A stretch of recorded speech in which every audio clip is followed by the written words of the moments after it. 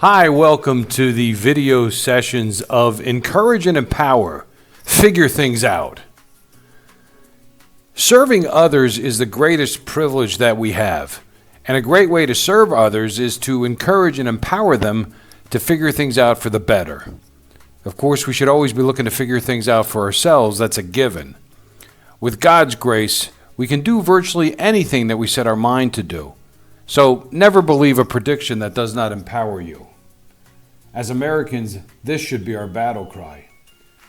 It seems right that the total focus of our lives should be directed at really trying to figure things out properly, to encourage and empower ourselves to decipher and figure out and work at ways to do things better with the proper responses. And in that same breath, it seems that encouraging folks and helping others to do the same in any and every way that we can should also be at the top of our to-do list every day. Imagine if we'd start mentoring each other more and focusing on real ways to lift each other's burden a bit and focusing on finding the real solutions that plague us. Instead of mindlessly repeating silly, empty cliches and spewing shameful falsities and regurgitating modern-day mindless jargon and wasting our lives by clicking on our phones 24/7, it seems like it would be a good idea for us to step back often and reset the direction of our lives. And as we approach so many everyday decisions that we need to make, it's smart to try to figure out a whole host of things better, by planning better, by establishing a clearer path to make good and genuine decisions, and by actually living in a way that reflects what our grandparents and our Lord would be proud of us exuding. And encouraging people and empowering them to do better ought to be at the top of our list to help others, instead of tearing people down. In days past, necessity proved to be the mother of invention. Folks had to figure out stuff to make it through the day. Figuring things out properly meant building a shelter against the cold, adding to a community to ward off predators of every type, and supporting our families and neighbors to try to hold all the things together. As observers, it's always easier for us to see how others got things wrong and did seemingly stupid things and screwed things up at times. At times we marvel at how folks dealt with hardships and challenges, while at the same time we often look at them as being primitive or silly or wrong about so many things. At first glance, it may seem foolish to try to explain and articulate the whole notion of how encouraging folks and empowering them to figure things out is so important. But modern day folks have done an amazingly brutal job of muddying up the waters when it comes to making things right. Perhaps each of us needs to reset a bit, because with all the technical knowledge and modern conveniences and improvements of all sorts and great advances that we are privileged enough to enjoy, it seems that we're screwing things up a whole lot more today than we are getting things right. Seems like we're often on a locomotive train traveling really fast in a hurry going nowhere, and the brakes have given out.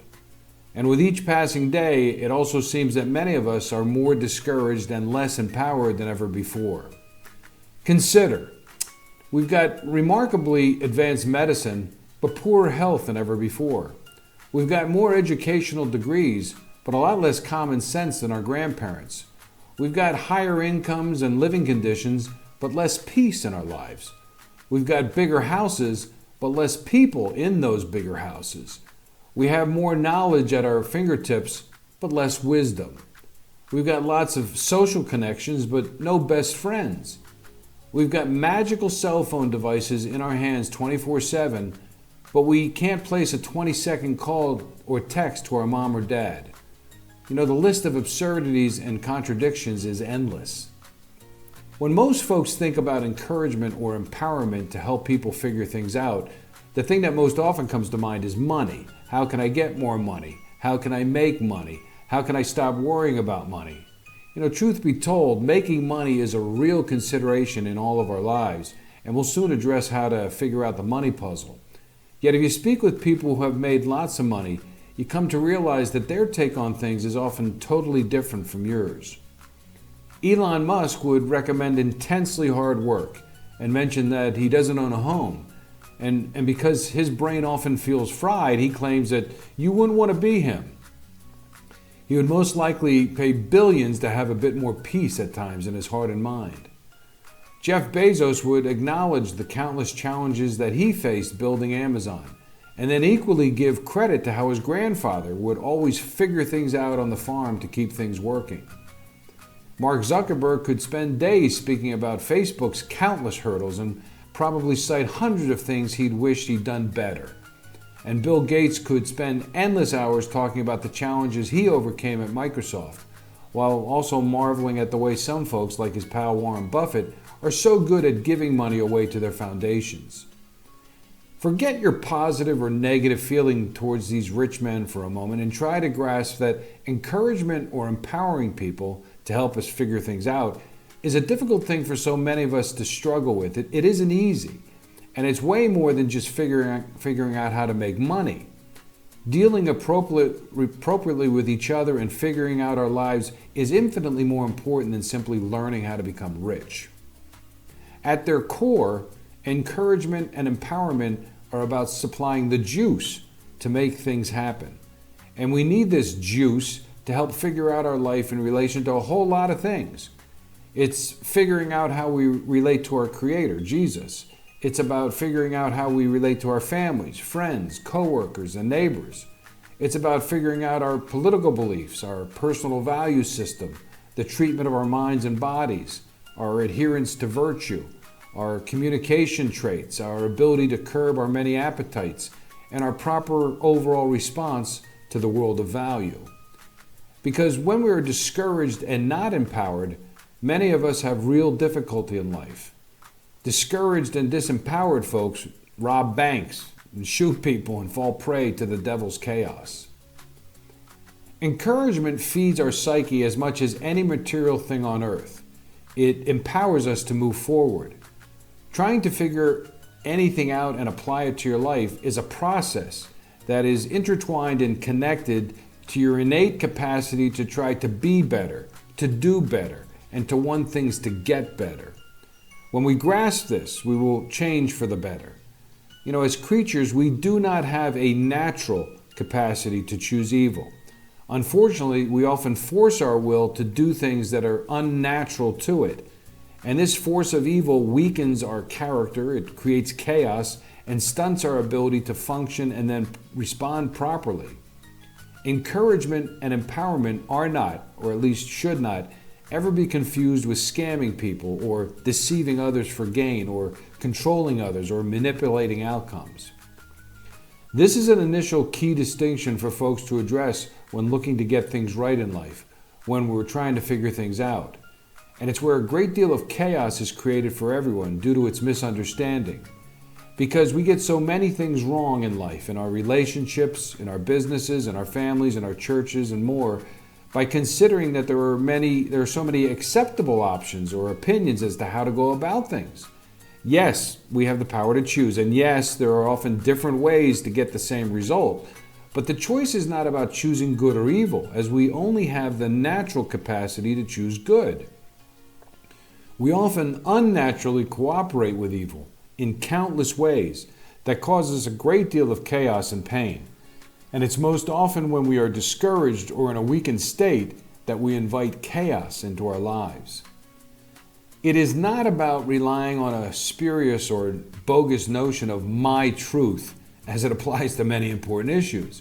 And it's not about everybody being their own God or making things up as they go along or simply absorbing and then regurgitating so many stupid responses to countless challenges that present themselves to us. There are standards and boundaries and methods that separate us from acting like animals. Encouragement and empowerment are all about trying to do what is right and just. It's about finding the better alternative, the better solution, the better way, and all the while adhering to virtue while rejecting vice. It would do well for Christians to grasp that Christ is the epitome of encouragement and empowerment. He is indeed the answer. He is the solution. As the Son of God, Jesus offers us all a clear direction as to how we should direct our lives. If you have trouble recognizing Jesus' divinity, perhaps you can at least admire his teachings. Perhaps a brief read of the Sermon on the Mount would be a good starting point for a lot of folks who are wondering or struggling about how to figure things out. By living a life that's pleasing to Almighty God, to forgive always, to have compassion, to love your neighbor and enemies, and so much more. Figuring things out in life is often about reconfiguring our thought process. As G.K. Chesterton remarked, the chief aim of education is to unlearn things. And we would do well to start radically changing our mindset by often adopting and accepting the exact opposite view of what we've been duped into believing by a society that has basically gone mad. Again, Jesus is a perfect example of witnessing the incredible power of getting things right and challenging us to look at things differently. Nobody was ever as encouraging and empowering as Jesus. He figured everything out for us. Consider that he owned the world, he created it, and yet entered and shared in our humanity as a poor child.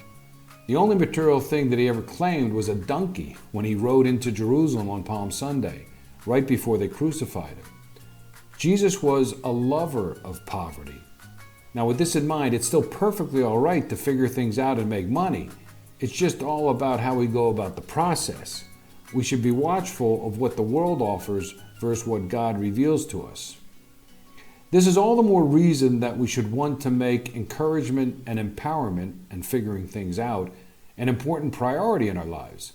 To those of you who feel like you've got it all together and that you don't need to figure anything else out, God bless you.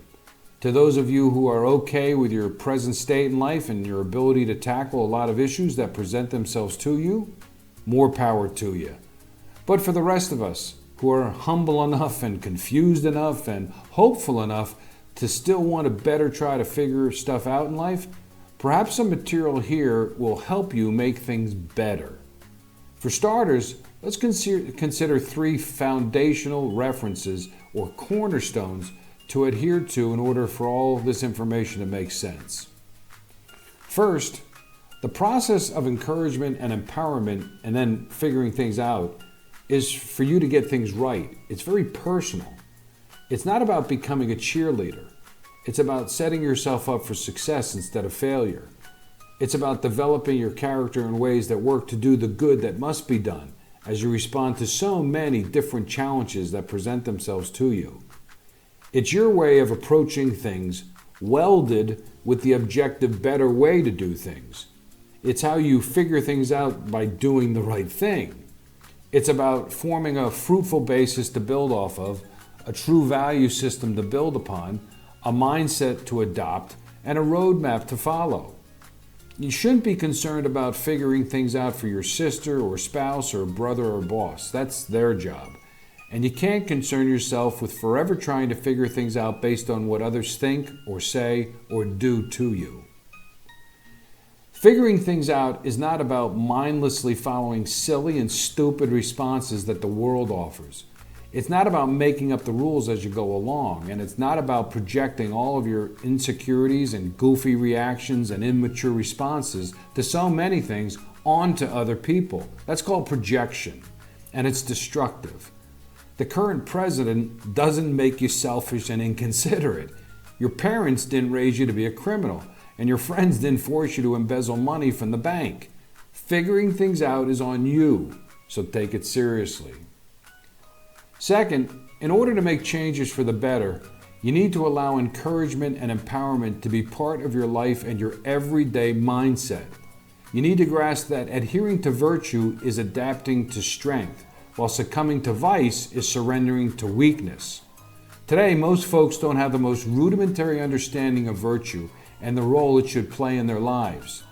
Temperance allows us to restrain our appetites. Impetuousness gets us into trouble. Fortitude helps us to be steadfast and act courageously. Vacillating makes us indecisive and weak. Prudence allows us to be thoughtful and careful in our judgments. Thoughtless behavior gets us into trouble. And justice allows us to do the right thing. Corruptive practices create chaos and break people. To live a more genuine life, we need to want to make changes for the better. Sounds easy, right? but your approach in anything often decides the outcome in so many endeavors and challenges. And if you want to approach life in a discouraged and disempowered manner, you have no shot at succeeding at anything. If you want to do business for yourself, you'll need to develop a real strategy and plan to do it. If you want a good new relationship with a woman, you'll need to figure out how to go about the process of presenting yourself in a manly and caring manner. And if you want a mountain home or beach house, you need to chart the course to make it happen. Desire is a key component and determination in life. If you want to be a saint or a doctor or a preacher, then you need to want it badly enough to go after it. Again, you need to be mindful of how you go about the process. If not, the world will decide for you what you're supposed to want if you don't decide for yourself. And encouragement and empowerment are the keys to feed your desire. And third, rather than think that this is a new burdensome process for you to start adopting, to be encouraged and empowered and to make things better, to do things better, or that it's a tough grind that involves learning new techniques and adding countless new things to your character in order to overpower your life, perhaps you may want to consider emptying 90% of the garbage out of your system. In other words, upon mature reflection and honestly examining your conscience and adapting appropriately, you may be finally convinced of the need to unload or empty yourself of all the negative and destructive crap you've been carrying around and caring about. Things that may have played a huge part in screwing up your decisions in the past and causing you lots of problems in the process.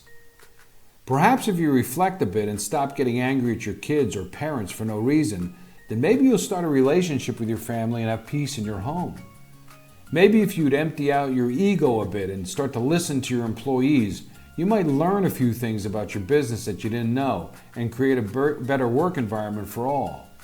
If you'd listen to your spouse a bit more, scream a bit less, and discourage him or her less often, perhaps you'd rekindle your relationship that could then stand the test of time. In other words, if you'd empty out all the chaos you create by stop doing or not doing all the goofy and immature and selfish things you do and change your responses, perhaps you'd be 90% of the way there to start figuring things out a bit better. Now, this doesn't mean that we don't consider all the negative crap thrown at us either. There's betrayal, false witness, lies and innuendos, illness, disappointments, and lots of junk thrust upon so many of us that it often seems unbearable. Coupled with our own faults and poor decisions, it sometimes seems that no matter what we do, we just keep screwing things up and getting screwed. Well, that's the perfect reason for unloading it all. Give it up, forget it, stop letting it take hold of you.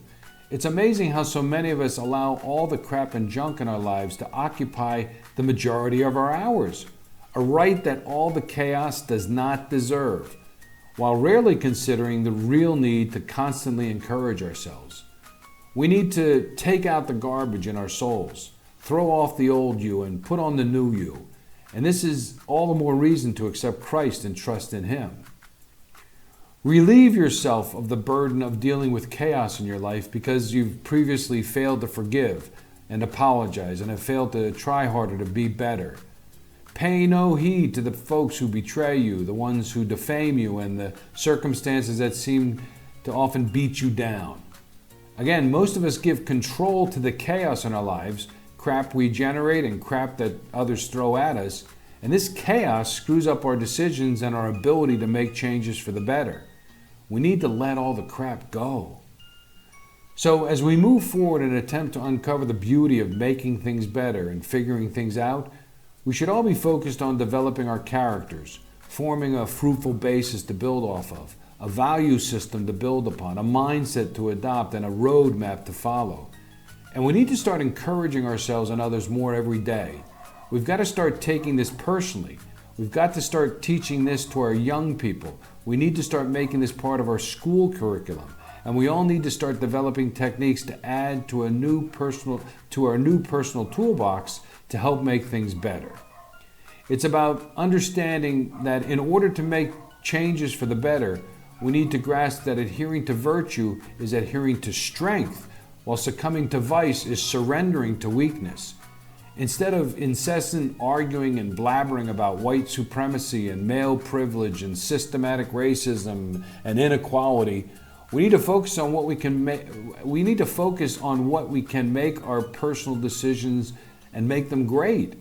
And rather than filling up an arsenal of hundreds of new practices to employ in order to make better decisions, it's often a matter of emptying 90% of the garbage out of our system, enabling us to then easily fill up that empty space with the proper responses, fueled by encouragement and empowerment. Thanks for listening.